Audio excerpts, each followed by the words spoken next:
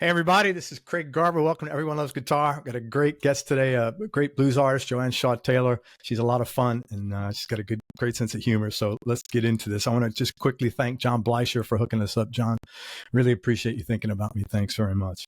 All right, cliff notes on Joanne. Originally from England, she's a blues guitarist. She's been playing live since she was a teenager, and she's currently living in Nashville.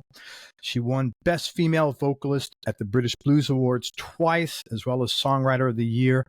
She's released 11 albums, including her latest, Nobody's Fool, which features Dave Stewart, Joe Bonamassa, and Carmen Vandenberg. Oh, Carmen I had on the show as well. Lovely. Joanne's currently, or she's just wrapping up her tour of the States, but she is going to be touring the UK in February, so please check her out. And you know that your guest is famous when you look them up to do research. And the second thing that comes up is, who is Joanne Shaw Taylor dating? I swear to God. And I never looked. I was like, what? Okay, I'm going to tell you a secret. I never Google myself, but every now and then, if I've had like a little glass of wine and I'm a little bored, I Google who is Joanne Shaw Taylor dating. And it's the last I heard was I was divorced from another woman.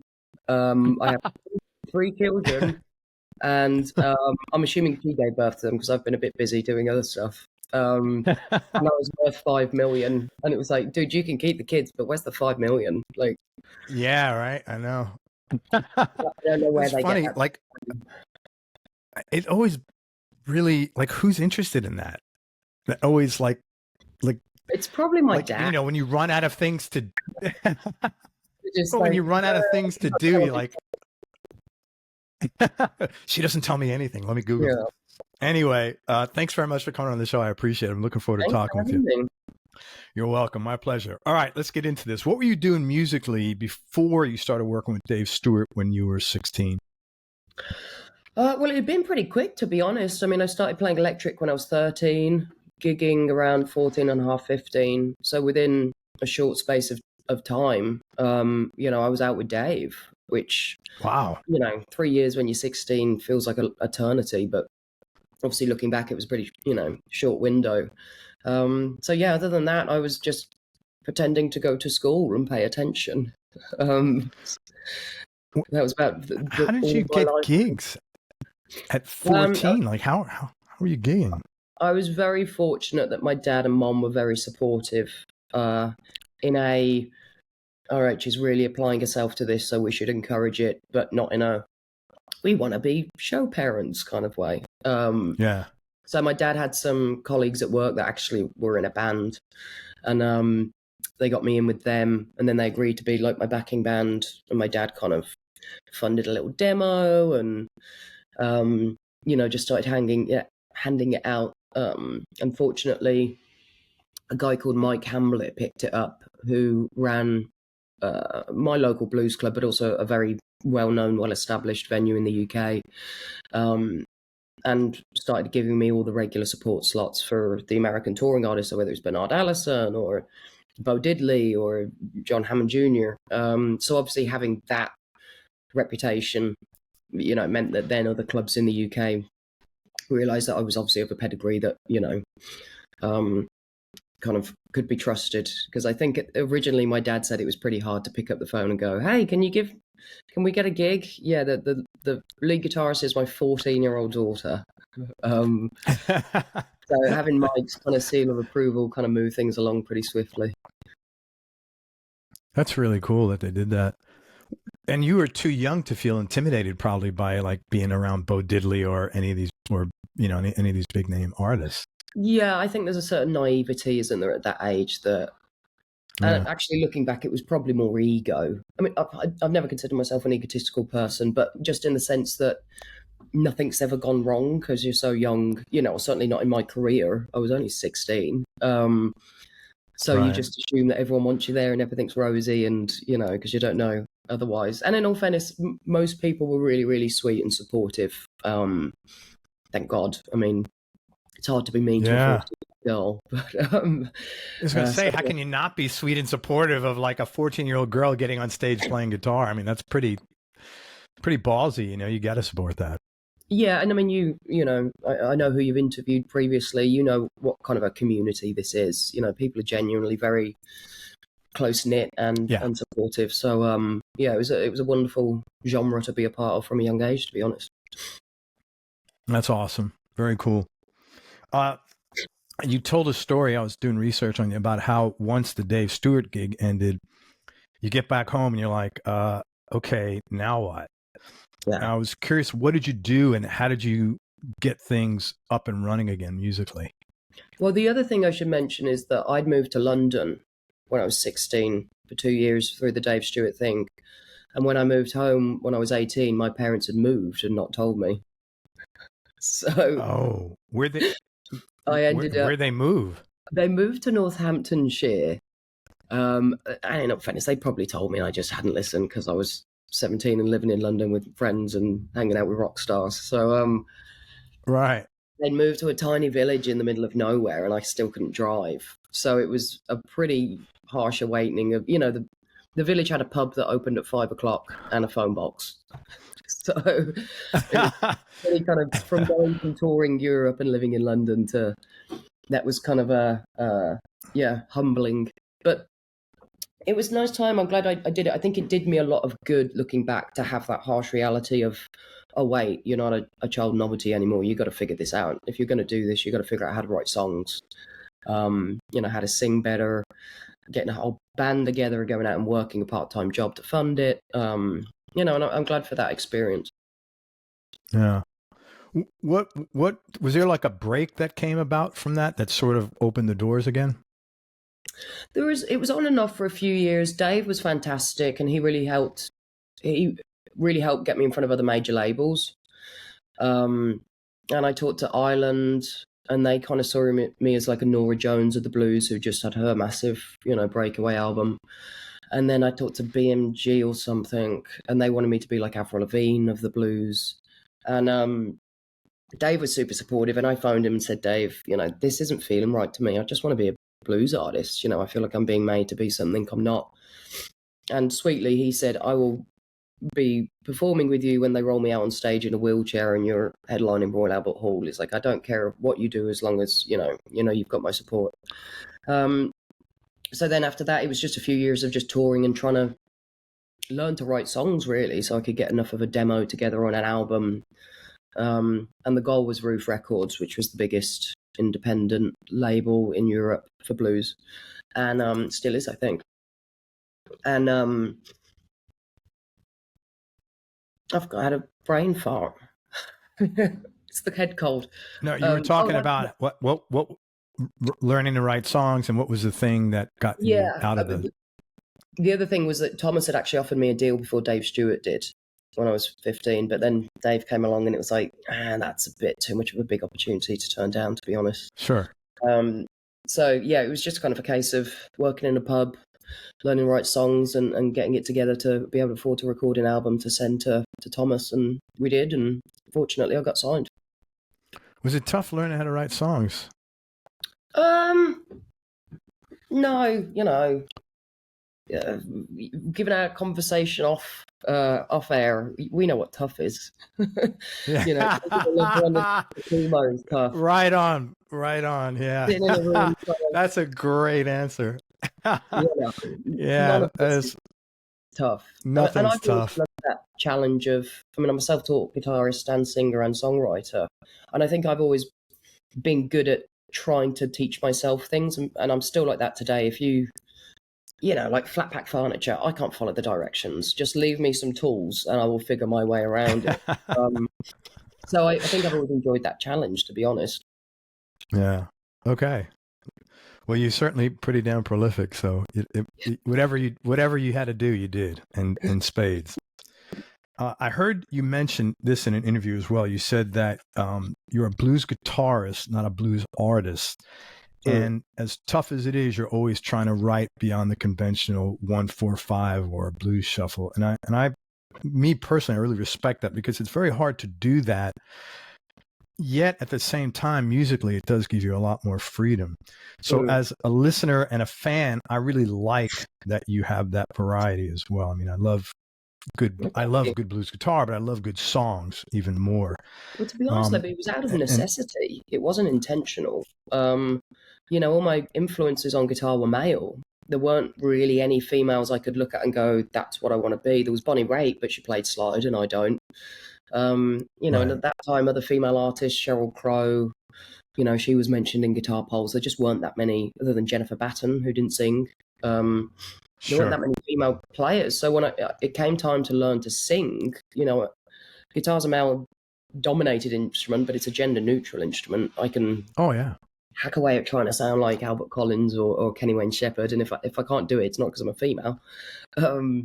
Whereas vocals, it was obviously a different thing, so I had to look outside of the genre and find other female artists to inspire me. So it was kind of just sort of accidental, really, that I kind of happened being a broader artist than just a blues artist, I think. Who did you look at for vocal inspiration? I mean, once I kind of opened that can of worms, because my mom's a massive Motown soul fan, Northern Soul, so it was a lot of even gospel, Mahalia and Mavis Staples, Tina Turner was a big one, Aretha, love Ella Fitzgerald, and then like Dusty Springfield or Christine McVie, Stevie Nicks, you know, and just going down the Runaways, Joan Jett, you know, just finding Christy Hyde. So it really kind of opened up more into a pop and soul kind of area. And of course, then the songs kind of appealed to me more because they were sang from a female perspective. You know, which again, with the blues, which I love, but I was never going to sing Good Morning Little Schoolgirl or, you know, My baby done left me. Sally, you know. I totally get that. I think it was, had I been born a man, I think my musical path probably would have been more direct. But I kind of had to invent myself, to be honest. There was no female doing what I wanted to do. I mean, now we're very fortunate with Sam Fish and Anna and Orianthe and her. You know, it's come along a lot, but at the time it was, you know, that wasn't, Stevie Ray Vaughan was the closest thing, and I was never going to sing or look like Stevie Ray Vaughan. Yeah, for sure. Yeah. Hey, I want to talk about some of my favorite songs of yours for a few minutes. The last track off your first album, White Sugar, Blackest Day, to me, that's like one of those old school, you know, you always bought the album and you put the last song, this final song from side 2 on there. That was always like, you know, it's one of those tracks. Your vocals sound great. They're like super smoky. You know, I love your tone on there. It's like slightly broken up, and the solos just throughout that track are really phenomenal. That was your first album and you closed it with this great track. I was curious, was that something you had in your catalog for a while, or did you write that as you were putting the record together? I co-wrote that with my dad, wrote the lyrics. It was the first song I ever performed live. And then he wouldn't let me put his name on it. He wanted me to have the credit. So I owe my dad some publishing money. That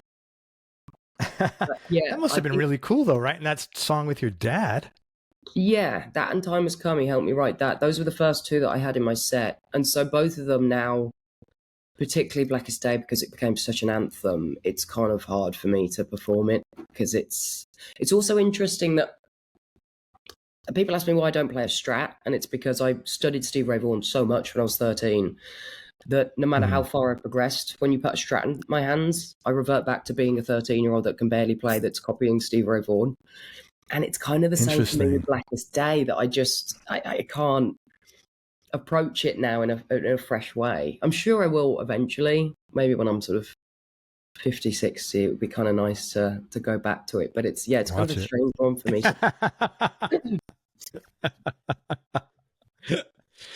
Yeah, it's a great track. I really love it. And it's really good. Hey guys, this is a new project I'm involved with, so if it sounds interesting to you, give it a shot and let me know how you like it. Ever wish you could get involved in music licensing and start collecting ongoing royalties for placing your tracks in movies, commercials, trailers, and video games? Well, now you can. Simply check out this new free training video called Where the Money's Hiding in the Music Business in 2023. You can find it online at musicreboot.com, and this video shows you how to create the financial stability you've always wanted and how to take advantage of the current explosion of opportunities in music licensing due to the current situation of streaming and the internet. So check it out online right now at musicreboot.com. Whether you've never made a placement before, or even if you've made a few placements, but you don't have a specific system to make ongoing placements more consistently, this video's got you covered. So check it out online right now at musicreboot.com. You have a track called Jealousy off of Almost Always Never. Your guitar is so fiery on there. So you like the slow blues? I'm sensing. Well, I like good guitar. I like passionate guitar. Yeah, I like passionate guitar. And if I'm not into like flashy. Yeah. I like to hum something. I like to feel something when I listen to music. And like, obviously you got guys that are great technicians, but me personally, I can't feel that. But yeah, so this was really important to my career was Dave Stewart telling me, he said, what's everyone's favorite guitar solo? What's the most popular guitar solo in the world? I said, I don't know. And he said, Hotel California. He said, it's because it's in a really good song. That's why. It's like, I'm sure Cliffs of Dover is a better guitar solo, but it's not as in, as a breakthrough song. So that was kind of an important lesson that, a great guitar solo is great, but unless it's in a really good song, no one's ever going to hear it. Yeah, that's like what I was talking about earlier. I like great blues guitar. I like great songs first, though, But the one thing, a couple of questions about that track. It sounds different. The guitar in there sounds different. I don't know if it was the guitar or the amp on White Sugar, but it just whatever you were using sounded different than what you did on White Sugar. What was it? A different guitar or a different amp or both? Yeah, I started around doing that album, which is a very different album for me, particularly at the time. I kind of reached a plateau, I think, with my playing, and I kind of got stagnant. So I went down. I was living in Houston at the time and went down there and took a couple of months off the road and started playing Les Paul, which was also the Joe influence. We'd recently become good mates. And I think and I changed which pick I was using. And it was just sort of, okay, I can't seem to get any better at what I'm doing. So let me change what I'm doing completely and, cook with different apparatus, I suppose, and see if it, freshens me up.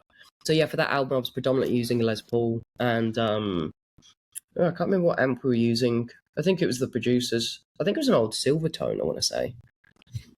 So I kind of switched up for Jealousy. Mm-hmm. So yeah, kind of moved away, and I think there may have been an Echoplex on there because we recorded that album to tape. Okay. There was a lot of more old school kind of sounds going on. Yeah, it's a great track. That song was written by Frankie Miller, who I know you know his background. He's a Scottish guitarist. He had a very tough life. I was curious, what prompted you to cover that track, and when did you first hear it? I mean, it's a really, even his version is like, guy's like an animal, like beating the shit out of that guitar when he's playing it on there. Honestly, I can't take credit for it. I'd love to. It was my boyfriend at the time, who was Joe's guitar tech and in his own right a really decent guitar player. And he played it to me, and he's like, I really think you should cover this. And I heard it, and then I started messing around with it and trying to sing it and realized actually it really did suit my voice. Which is a battle. Fantastic. So yeah, I got to give credit. That was not me. Thank you, Dave. Good. It was a great track, great cover. So Frankie Miller wasn't like an influence on you or anything. He was just that you just right place, right time for that. Yeah, it was. It was one of those nice discoveries that afterwards I went down the rabbit hole. Okay. Sometimes you just got to hear that one track that kind of opens up a whole new world to you. Yeah. And he also played like a yellow telly. I was like, oh my God. But that's probably just random that you play a yellow telly, right? It's not... Yeah. Mine's the Albert Collins influence. Yeah, for sure. Another song, I guess, in the same vein, now that you mentioned it, Summertime off of Wild. First of all, it takes a lot of balls to cover that track. And, because the Janis version is so iconic and you did a phenomenal job. So, thank you. Kudos to you. Tell me about your experience with that song and what made you cover it. Again, that was Kevin Shirley. He bought me 2 covers for the Wild album. One was Wild is the Wind, Bowie's version, and the other was Summertime. And I was kind of against it, to be honest. I'm a massive Ella Fitzgerald fan and pretty much listen to her every day of my life. So it was really hard for me to get the Ella and Louis version out of my head. Yeah. And then, obviously there was the Janis version, which Kevin was kind of going more for, because obviously it's more guitar based. But it was really hard for me to kind of, okay, how do I find my voice in this when all I can do is Ella Fitzgerald? And then I know the Janis thing is such a big deal. She's so iconic. So it was, unfortunately, I hate to admit it, but it was one of those things where you just go in the studio and you let Kevin Shirley pour you a couple of martinis, and then you just kind of turn the lights off and start singing and hope for the best. Is that the formula? That's when you're working with Kevin Shirley, it's always good to have a martini on hand. And cool. All right. Your last record, Nobody's Fool, New Love. I thought that was a really cool track, and the horn section sounded great. And maybe this answers Kevin Shirley on this again, but what made you decide to have horns on that record, and what were the challenges of that? So that album I did with Joe Bonamassa and Josh Smith, and actually Josh wrote that song and brought it to the table. I'd pretty much written most of that album myself, and I wanted to do the Missionary Man cover. And we weren't really looking for another song, but then Josh kind of threw that in the ring, and it was like, oh, this could be a really good album closer, actually. We don't have anything kind of like this on there. And I didn't want horns on any of the album, but when we heard that, it was like, all right, then the challenge is, can we have one song on an album with horns and not all of it? Will it stand out too much? But I think Joe and Josh did a brilliant way of making the horns fit on that song, but not detract from the rest of the album. It kind of had more of a, as you said, soul, almost Stonesy soul kind of vibe. That was great. It was really cool. Worked really well. And Calvin, who's Joe's bass player, he and played on the album. He also wrote out all the horn and string parts, because he's one of those talented bastards that can do everything. Yeah, I was going to ask you, how are the arrangements on that? That's a lot of work. I get involved in string arrangements. Yeah. But yeah, it turned out really good. I love that track. Tell me, Joanne, top 3 musical experiences you've had and what made them so much fun. Ooh, that's so hard, because I genuinely love performing live every night and seeing, particularly the end of the gig, when you can see their faces and see that they've really interacted with you. And particularly at the moment, I do a song about my mom called Fade Away. Because, we were talking earlier, it was the 10th anniversary. So when I was writing this album, she was just on my mind a great deal. And, the fresh emotion was guilt. She'd missed 10 years and missed, my brother's got kids she hasn't met. So, I decided to write a song about it. I'm very lucky that, I get to use that as a free therapy to work through my emotions, So the fact that I get to do that, and then I can share it with people, which I'm well aware that probably everybody in my audience has lost someone at some point. Yeah.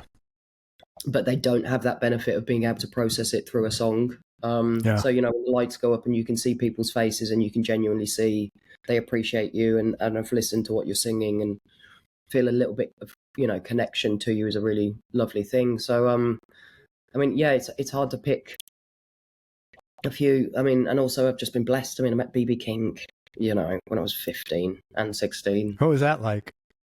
Oh, it was wonderful. Actually, I got a cool BB King story if you've got the time. Yeah, of course. Yeah, let's hear it. Absolutely. So when I was about 14, my dad took me to watch BB King at the local arena, NEC in Birmingham. And at the end of the night, BB was hanging out guitar picks, and we were in like the nosebleeds. And he's like, "Go get a guitar pick." And I was like, "No, he doesn't want me to get a guitar pick." And my dad's like, "Joe, it's a bunch of like old white dudes in here. If he sees you, BB King's going to want to give you a guitar pick." Yeah, like, all right. That's what I would be telling my daughters, to be honest. Yeah, you see a kid at the front of the stage, they were always getting the drumsticks, the set, whatever we got. They can take the shirt, the rug, whatever you want. So I was like, all right, I'm going. And I legged it, and like all the security were like, "Go on, love, go on, get down there." And by the time I got down to the front of the stage, I could just see him like behind the curtain, and his minder was putting his coat on him. Unfortunately, he saw me and he turned around and he walked back on stage, and he knelt down. And he said, "Hi, young lady, I'm BB King." And I was like, "Hi, Mr. King, I'm Joanne Shaw Taylor," and shook his hand. I was like, "Mr. King, I think I'm going to be a blues woman. Like, I've really been listening and I've been studying, and that's what I want to do. I think I'm a blues woman." I was like, "Do you have a guitar pick I could have?" And he said, "I haven't got any more guitar picks." But he said, "You can have this." And he took his necklace off. and put it on me. BB King World Tour. And he just kind of like, he just was really sweet. And by the way, if you've got your little 13-year-old girl hand in BB King's mitt, you're like, that's a big hand. I can imagine.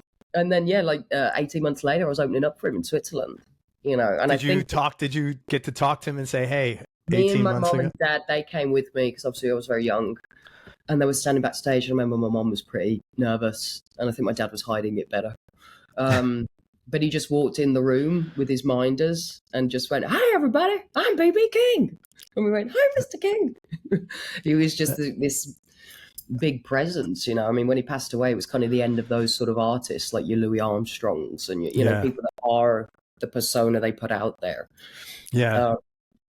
So, that was a lovely, and from that moment, I was like, oh, it's a sign. It's a sign from a God I don't believe in that I absolutely am a blues woman and I'm going to, So it was lovely. So I always make the time that if I see a kid in the audience, I can get them on stage if, once the audience clears out and they can take a photo and look at all the gear and whatever they want to do. That is so cool. What a nice story. That's really cute. I forgot what your original question was. Sorry. I kind of went off on a tangent. 3 favorite musical experiences. You kind of didn't have any, but if you have any, like knee-jerk reaction. What if I said to you, what's your favorite musical experience you had? What would come to your mind? Favorite musical experience? You see, again, it's too hard because my favorite musical experiences are really the connections I get to other people. So opening up a Joe, I met my best friend who went on to be a collaborator. He's now my management label. I talk to him on a daily basis. So that is a massive thing. It's really, for me, as much as any time I get to play guitar or sing is a magical experience. It's like playing obnoxiously loud guitar and screaming into a microphone is the best free therapy in the world. You've mentioned therapy 3 times now, Joanne. I have to give you a referral. If you don't think I'm having multiple therapists and on various combinations of drugs, you're mad. But it's that thing. It's I didn't realize getting into this what life it was going to give me, and it's given me a beautiful life. I mean, not always easy, but I've got so many wonderful friends. My best friends are from Jamaica, Italy, Detroit, and it's been such a beautiful, opened up such a wonderful world. Getting to talk to you and hear about Anne, and it's just what a nice way to live, as opposed to most people go to an office and sit there and hate it. We get to talk about music. I really do know how you feel, because that's how I feel about this show. I'm like 900 something episodes in here, and I had no idea what I've gotten out of this is infinitely more than I put into it. And I put a lot into it, but it's, the same thing, the connections that you get to make talking to positive people, like on a regular basis, is like, oh my, like you can't put that into, there's no value that equals that, So I really know how you feel. And I'm glad you get to experience that. Stupid, but I think people always ask, what would you have done if it hadn't been music? It was always going to be music.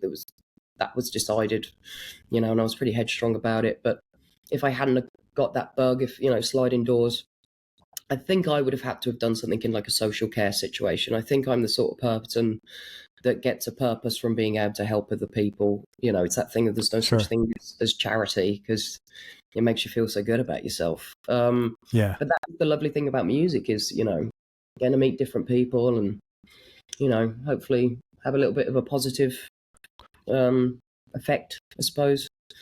Don't get me wrong, there's some days where you do not want to meet me. Everybody's like that. I mean, with a puppy and a tangent and 9 grumpy dudes and it's raining. But for the most part, it's a very, lovely way to live.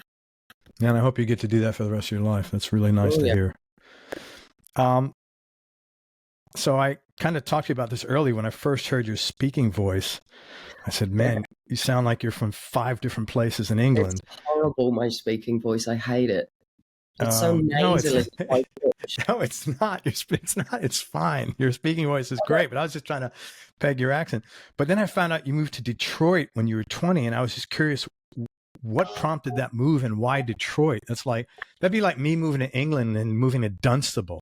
Yeah. You know, Well, I you just actually like, have good cause to move to Dunstable. At least you got relatives there. To be honest, it was just one of those things that happened. I always wanted to move to America. I always knew I wouldn't stay in England. I love it, but even from a very young age, it felt very small to me, and particularly being an Ireland. I got gypsy blood, you know. It's like I'm a traveller. If it hadn't been this, I'd have joined a circus probably. You have. Just I'm the ringleader. It's just a circus in music. So I always knew it was either going to be mainland Europe, you know, so because you can travel through so many different countries, or the States, preferably the States, because one, there's no borders. You know, it's the size of Europe, but there's no language barriers or borders every 10 minutes. And also it's where the music's from. You know, and I was so in love with it, and I was so in love with the history of it. I'm a history nerd. So to discover the blues and, you know, the story behind it, and also at an age where, you know, when I learned that, you know, there was slavery and people were working in cotton fields, and, you know, it was before I was born. So it felt like it may as well have been at the same time as the Roman Empire. You know, it just felt like it was so long. And obviously getting older and realizing, oh, wait, there's still people alive that, you know, were subjected to that. So America was the obvious place. And then it just happened that I had a support band in the UK. They were from Detroit. Became a really good friend with them. Okay. Thomas Roof didn't generally tour his European artists in the States because it's so expensive to get a visa and hard, to be honest. So I was like, okay, well, I'll do it myself. And I just... I mapped out a bunch of different venues in the States, routing out of Detroit, and managed to get enough dates that I managed to get the work visa because I could prove I had work here that no one else could do. And just phoned the guys from Detroit and was like, hey, like, can you be my band? Can you help me with a van and an amp? You know, just general stuff. And we did that, and then I got an agent off the back of it, Piedmont. And from then on, we were just spending so much time in the States touring and routing it up Detroit that I made friends, and I could afford to live in Detroit, which I couldn't. How old were you when you moved? You were 20 when you moved there, right? When I started coming over, I was about 22 when I moved. I think 23. Yeah, 22. My wife did that too. I think people from Europe in general are much more exploratory and willing to do that.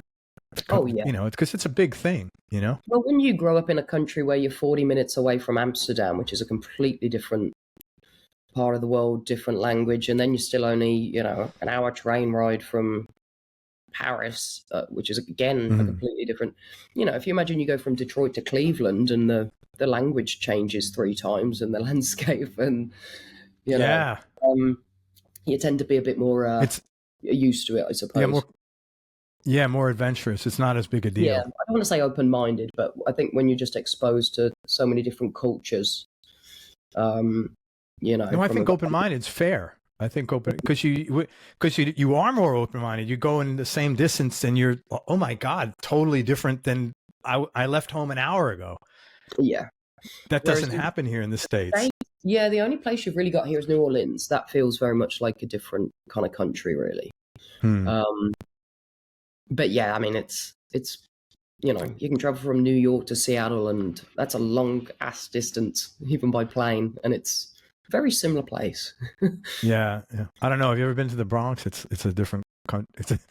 It's totally different there as well, but not in a good way. Must have at some point. I think I've pretty much been everywhere now, so you know, I love New York, by the way. Oh, it's a cool place to hang out. Nothing like it. Hey, people, what's that? I was just going to say I would live there in a heartbeat if I could afford to, but I don't know how anyone. Oh, it's so much money. Oh, I know. It's a great place to live. It's wonderful.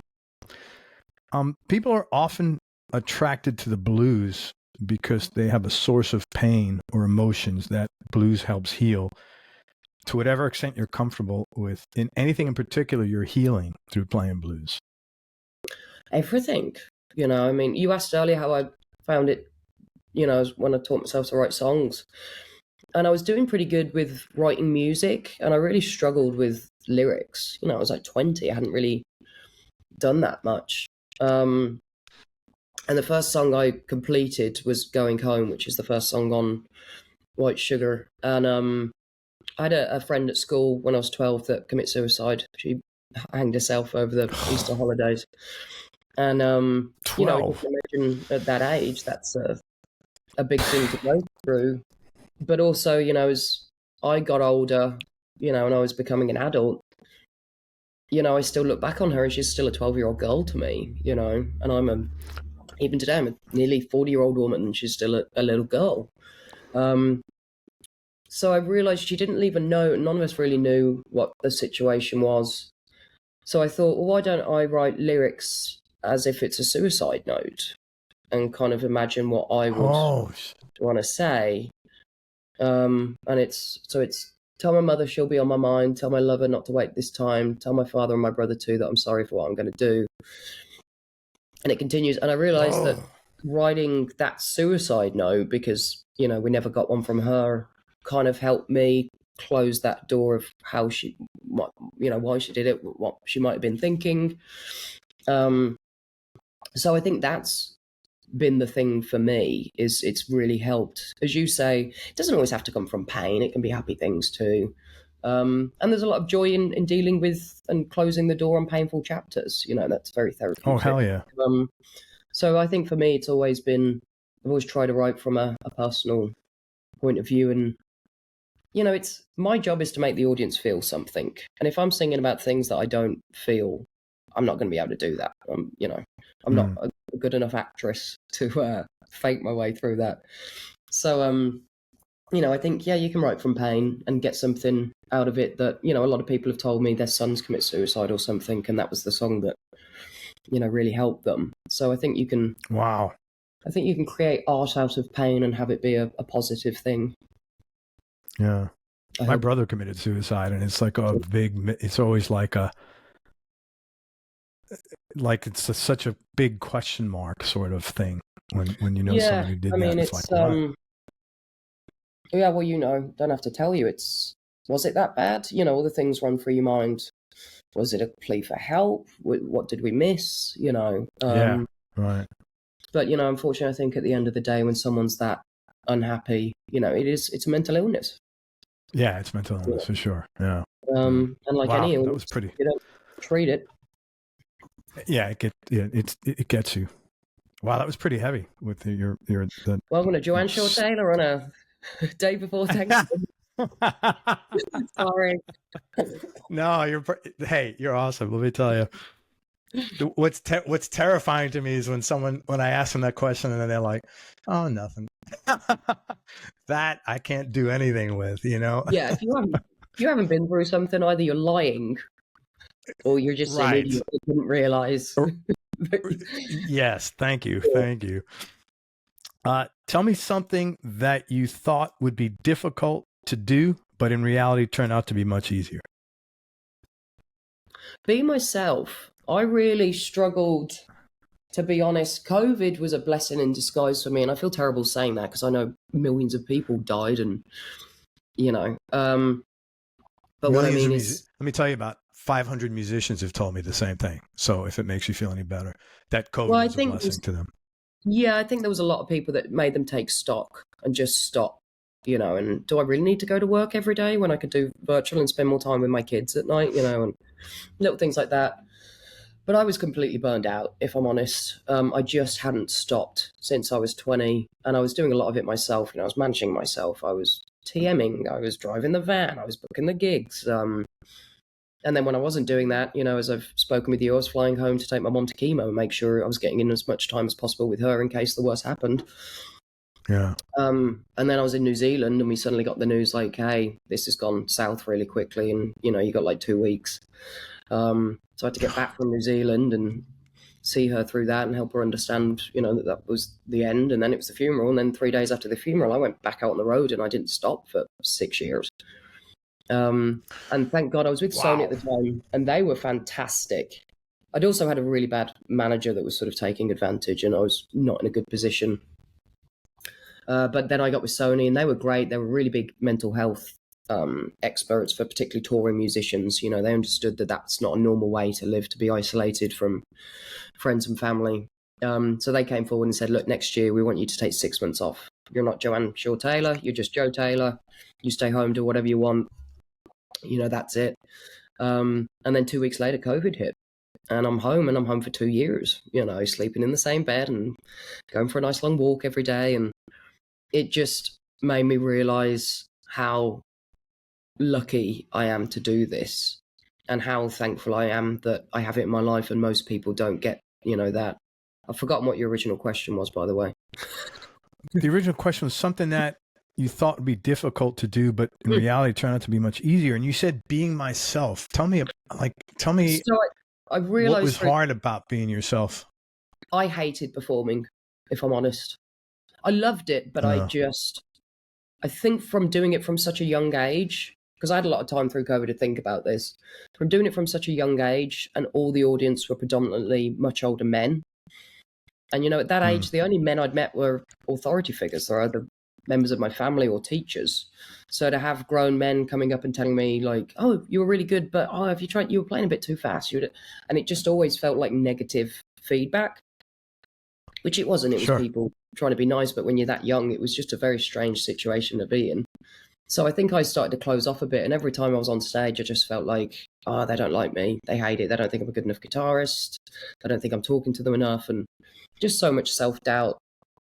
And then I think through COVID, it just became, oh, sod this. I'm just going to be me, and I'll attract the fans that I'm going to attract, and stop trying to people please everyone. You know, I've always done that with music. I've never released anything that I didn't want to release. So it's like, why don't I just do that as a person? Why don't I just say stupid things on stage if that's what comes into my head? And, you know, why don't I post the most ridiculous selfies? And I never wear makeup in a selfie because I can't be arsed, to be honest. I don't care whether or not you find me attractive or not. It's just a picture of my face. Have a good day. Good for you.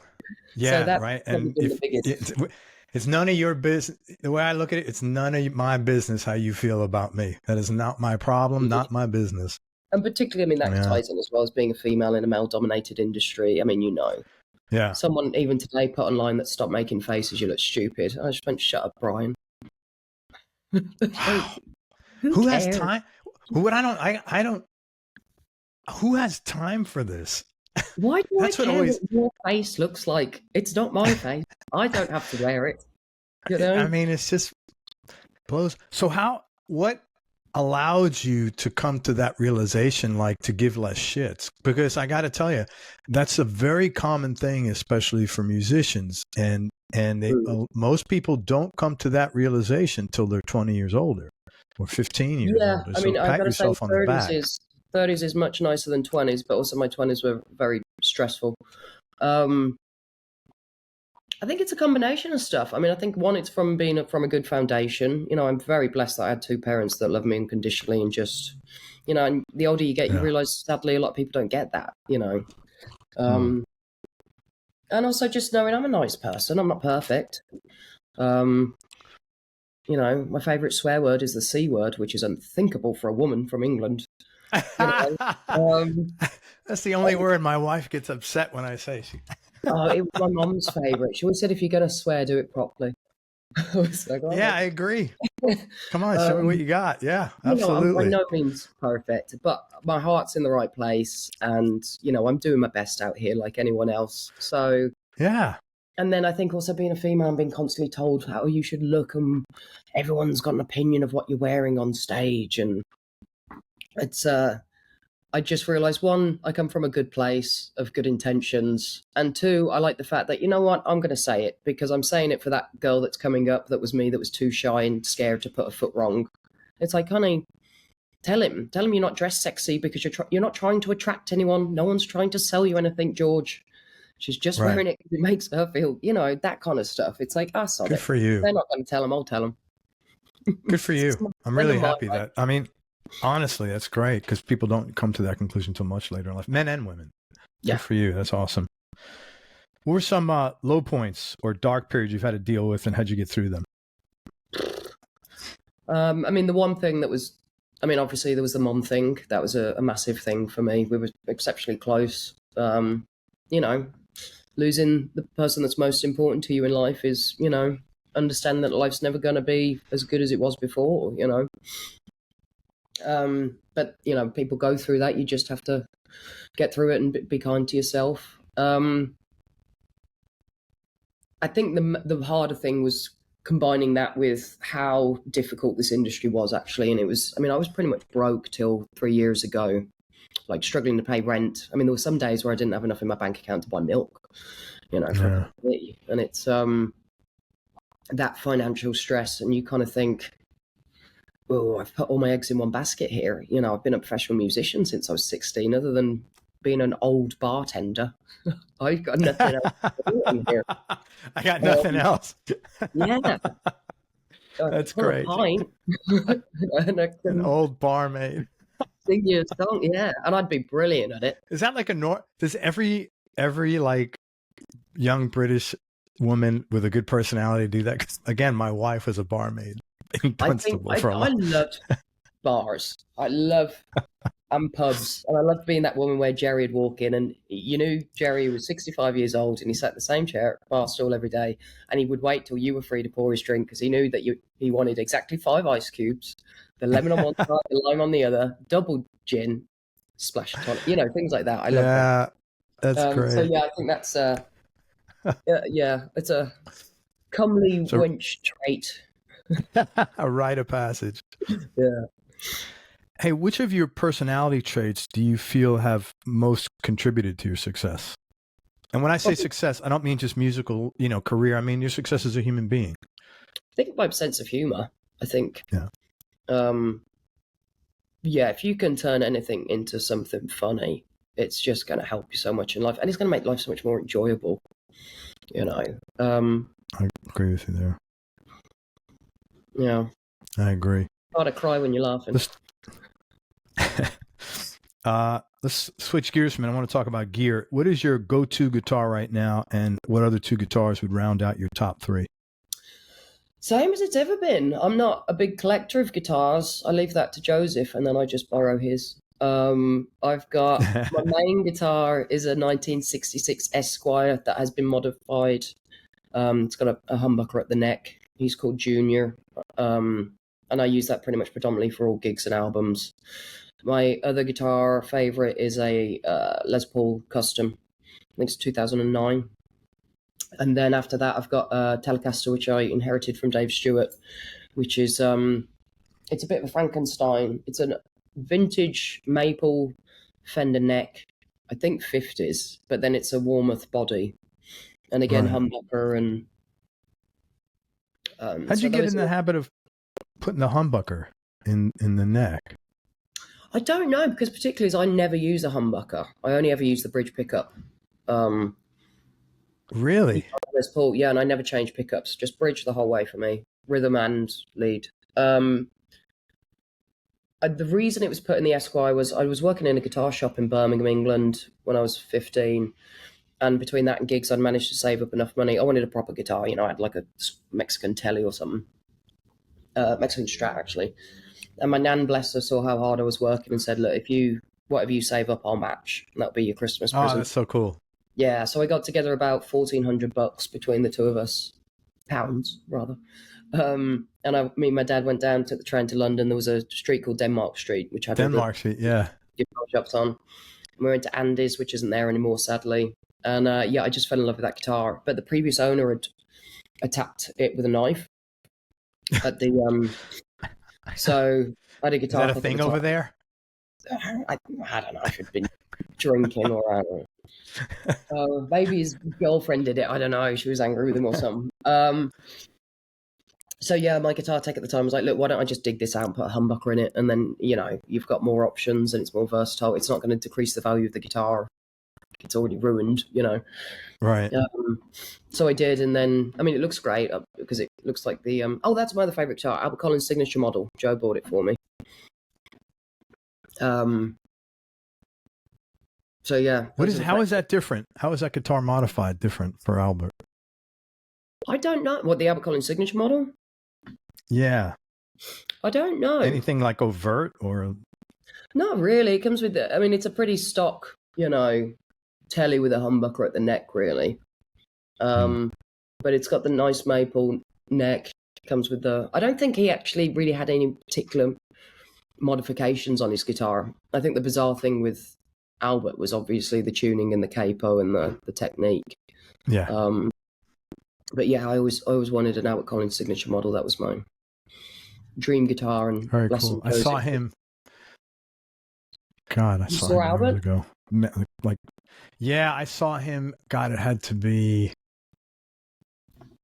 in the early 90s, maybe, or late 80s. Fortunately, both him and Stevie in a little. by the time I picked up the guitar. Yeah, I saw Stevie too. I saw him, and that was at Jeff Beck and Stevie Ray Vaughan tour here in Tampa. Yeah, that was a pretty good show. Yeah. Do you have a worst gig ever story? Oh God, where do I start? You have a great personality. You really do. Yeah, you do this nonsense for 2 decades and you'd get a good personality too. There was one, and I'll name it. What was the venue? It was in San Francisco, and it's a famous club on the blues circuit. It's a Chinese restaurant. And firstly, when we went in, the parking was in like the parking lot across the road, and the guy was very particular about he had one parking pass, and you had to return it at the end of the night. Had to have it back. So we're doing this gig, and one of my friends is there, Laura Chavez, who's an amazing guitarist from the San Fran area, and we're playing, and the guy running the restaurant's like, no, and like stops the whole thing. He's like, too loud. I can't do an accent, but that's my accent. And I was like, okay, so I turned it, and it just goes on, and he just keeps interrupting me. And at this point, I've got my amp on like, it's not even on. It's not, you can't hear it over the acoustic drum kit. And people in the audience are shouting like, shut up, leave her alone. So eventually I stopped the performance and came off stage, and I was like, I don't know what you want me to do. And I talked to Laura, I was like, am I too loud? She's like, no one can hear you. He just doesn't like you. I was like, I don't know what to do. And I came off stage. No, he just doesn't like you. Yeah, like there's no other reason.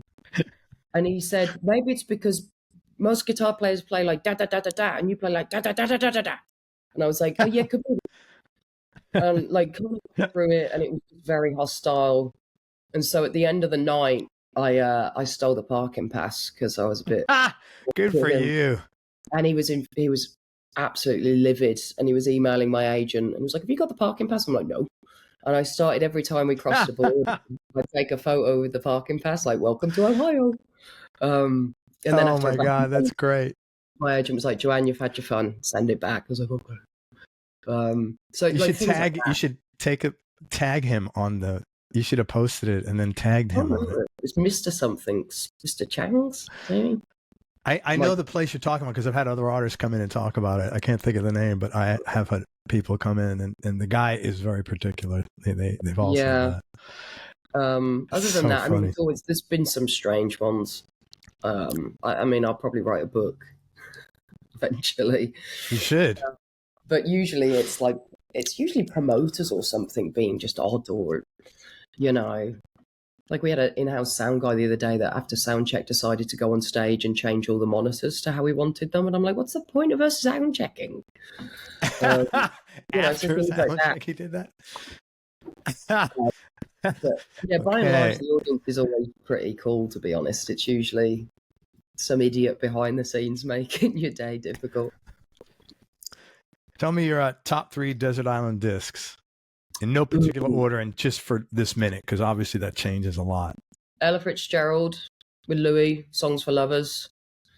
Probably always going to be Texas Flood. And, what would I go with? Maybe, would I do a Bowie? Dean Martin, Live at the Sands. Wow, how did you come up with that one? I love Dino. How did you get turned on? What? That's wild. Well, the jokes are as good as the music. That's first time anybody's ever mentioned Dean Martin. Oh, I love Dean Martin. Just an archer. Wow. My granddad was a massive jazz fan, and he had a massive vinyl collection, and he had Count Basie signed by Count Basie, like he, met him. Oh, cool. So there was a lot of Sinatra, a lot of just Rat Pack kind of stuff. Again, Ella. Could I do a fourth? Yeah. Since you have such a good personality. Clara Haskell. She was a fantastic... Clara Haskell. She's one of my idols. She's a fantastic female Polish pianist. Had a really Haskill? Yes. Had a really tough life. But virtuoso pianist, and particularly her works of Mozart are stunning, because I love piano music. And I can listen to her every day. Is there a particular album name? Because I'd like to check her out. No, it's tough to find stuff, and it's kind of because of the era she was in. She was really good friends with Charlie Chaplin, like randomly. That's interesting. Yeah, she had a really interesting life. Apparently, was a really big personality because she was quite a small lady. I think she died in Paris. But it's hard to find much stuff on her, and anything you find is generally kind of, just a compilation album. But particularly the Mozart piano sonatas are my favorite, which apparently is, again, I'm gonna check that out. Trivia. That's something I share with the current Pope. He's a big fan of Clara Haskell's Mozart sonatas. There you go. You're on your way there, Joanne. Yeah, to somewhere. Tell me, what are the biggest risks you've taken, personally or professionally? Moving to Detroit when I was 22 probably wasn't the most sensible thing that most people do. I think all of it, Driving myself on my first US tour from New York to Las Vegas. I told my mom my friend was coming with me, so my friend would keep taking selfies and sending them to me, and we'd Photoshop her into the car to make it look like she was there. That's awesome. That is so awesome. But yeah, I think generally deciding as a 13-year-old English girl to live in America and be a blues guitarist and forgo any kind of traditional education was probably not. So let me ask you this: where all these things you've talked about, you really had to have some big balls to do that. Where did that come from? Ovaries. That's the trick. Get a set of ovaries. I don't know. I mean, to be honest, if I was to do it again at this age, I don't think I could do it. But I think it's just the naivety of youth and just being so determined. And that's nice. It's sometimes, on stage, or I get these wonderful experiences and I'm like, thank God for that idiot 13-year-old girl that was just hell-bent that she was going to do this, because 38-year-old Joanne wouldn't be brave enough. Yeah, but I mean, took a lot of courage to do all those things. Tell me something about yourself people might be surprised to hear or find a little odd. Probably that I'm a giant nerd. Anything Harry Potter, Lord of the Rings, Stephen King. Dogs are my favorite thing about the planet Earth. I think we should let dogs run the planet and be more like them, and everything would be a lot better. Hell yeah, they get along. Yeah, I don't actually really listen to new blues music or go to live blues gigs. I think because I just do that every day for 2 hours, that if I'm listening to blues, I want to hear like Muddy Waters or Son House. And, likewise, I'm, more likely to sit down and listen to some jazz or piano and kind of, not listen to guitar really. When you play it so much, you end up kind of studying it, and then it kind of takes the fun out of it for you. Yeah, I could understand that for sure. You listen to everything and you start critiquing it instead of just enjoying it. Yeah. Or maybe I should do that. And I'm not, the world's best guitar player, but I got enough knowledge to kind of tell what people are doing, and it kind of takes the magic out of it. It's nice to listen to something where you go like, wow, how did they come up with that? That's a good point. That's interesting. Any hobbies or interests outside of music? Cooking. What do you like to cook? I love to cook. A lot of cooking shows. I'm looking forward to the new season of Julia on HBO. Julia Child's another big heroine of mine. I read a lot. I love my books. Other than that, just being outside, taking the dog out, walking, running, hanging with friends. I'm pretty boring. You don't eat jacket potatoes and beans anymore? I had a baked potato last night. Thank you very much. Okay. Good. And I also found in Keswick, Pennsylvania, a little shop that had a massive British food section. So, There's tons of them. There's tons of them yeah, now. but they had the good stuff. I spent about $300 on baked beans and Kit Kats and Marmite and all the good And stuff. my wife, she just came back a while ago. She has a whole suitcase dedicated. She's always like scared. I'm like, they're not pulling you over for They're not pulling you over for beetroot and pickled onions. Yeah. I promise you'll be. I know the fear of sweating, thinking, can she tell from my face that I've got crumpets in my bag? Yeah, right. Best advice you've ever been given. Who gave it to you? Ooh. Gig's never as good as you think it is, and it's never as bad as you think it is. You know, you can play the best gig you've ever played, and there'll be one person in the audience that just didn't get it, and it wasn't for them. And you can have your worst gig, or you think you've had your worst gig, and there's someone there whose life you just changed. I think the trick there is don't overthink it. You know, you're never going to please everybody. Somebody's really smart. I can't remember, to be honest. I think it was Bart Walker. That's good advice. Yeah. Good advice. Tell me the biggest change in your personality, Joanne, over, let's say, the last 7 to 10 years. And has that change been intentional? What, you don't stop giving a fuck? Yeah. Yes, and it was intentional, and yes and no. I think you just get to a cantankerous age where it happens naturally. I'm happy. Again, that doesn't happen usually at your age, so congratulations. Well, I was raised... Final question. I was just going to say, I was raised by a strong team of cantankerous women, so that usually speeds up the process. Yeah, well, good for you, honestly. Tell me the thing in life that's making you happiest or giving you the most joy right now. My puppy. My dog, Hank. Hank. And my boys in the band. Everyone I work with this crew they're just beautiful, beautiful people that show up for me every day and just care about me and care about what they do. And that's not always been the case, to be honest. There's a lot of interesting personalities in this industry, but I got a great team. Oh, yeah. Are these guys coming to England, coming over to Europe with you? Yep, they're with me all the time. Oh.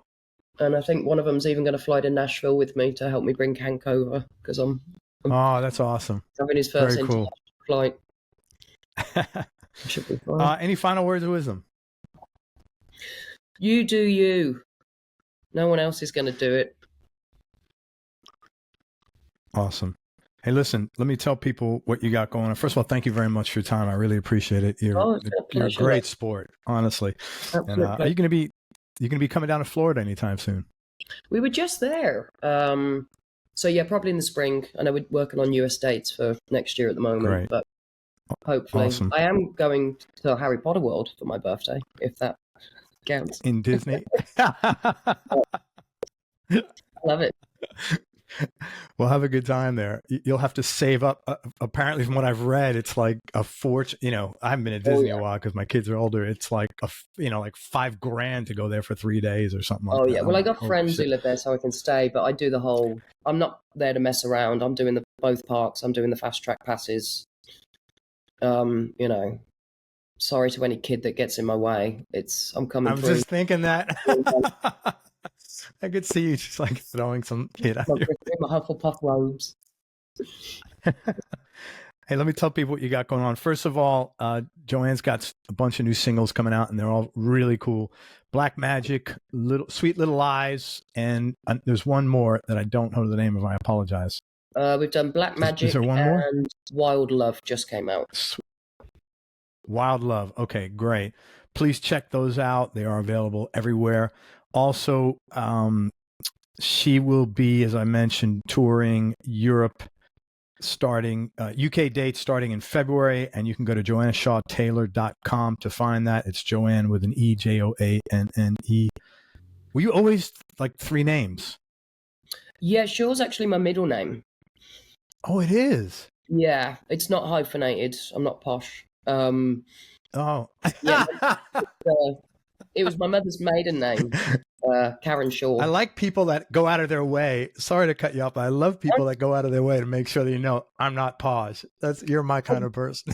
Like, that's a question I get a lot. When I can tell when some man just doesn't want to interview me, and the question of like, do you think it's fair that someone with a hyphenated surname gets to play the blues? You know, privilege. So I'm like, there's no hyphen.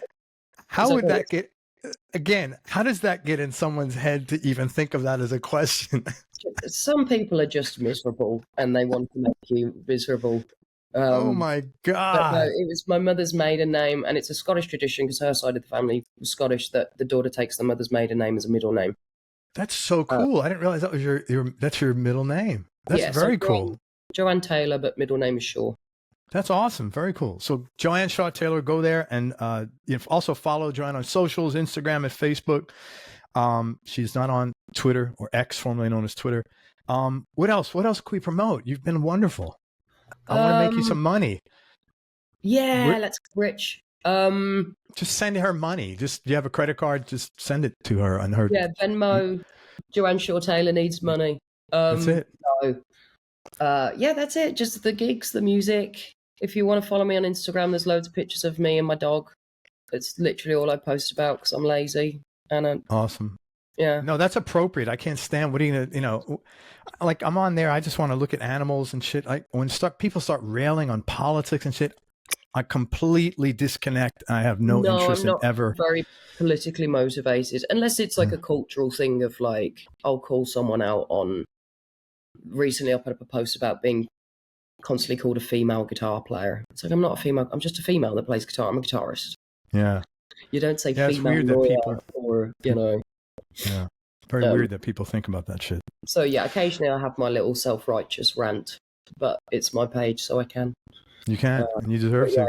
I don't care. Hey, listen, you have been absolutely wonderful. I hope to see you when you come down here. I wish you have a great holiday season and a very happy and healthy new year. And I hope your tour in Europe goes great, and I know it will. So thank you. Hang on one second, and then we'll wrap up. Thank you so much for your time. And thanks for being so candid about everything.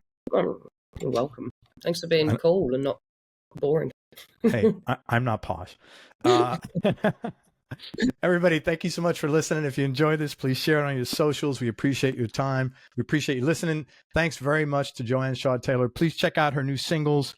They are available on her website and on any place where music is streaming. Follow her on Instagram and Facebook. And if you're in England, check her out in February when she comes through your town. And most important, remember that happiness is a choice, so choose wisely. Be nice, go play your guitar, and have fun. Till next time, peace and love, everybody. I am out. Joanne, you're lovely.